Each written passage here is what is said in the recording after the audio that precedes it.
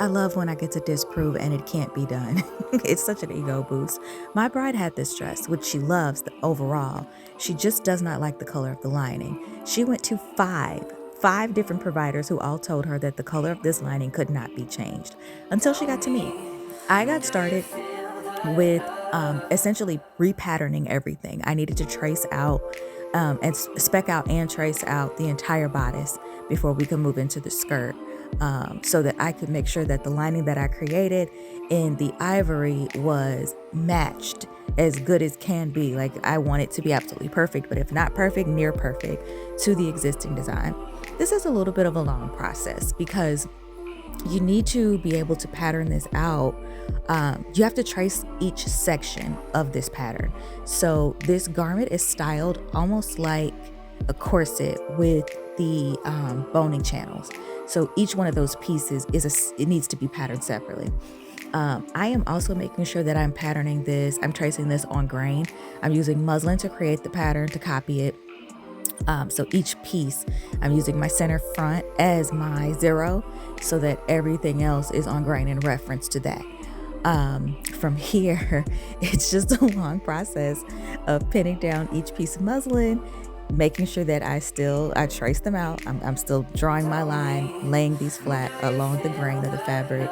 Um, so that when I cut this apart, I can lay it out on the new fabric um, along that same grain. Basically, I want this to behave on the inside the same way it does on the outside.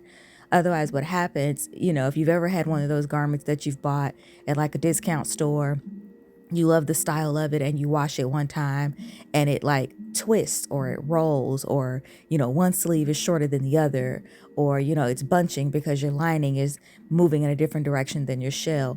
A lot of the times that means that something's cut off grain, so the fabric wants to pull itself back to that 90-degree intersection of warp and weft. So it's going to keep doing that.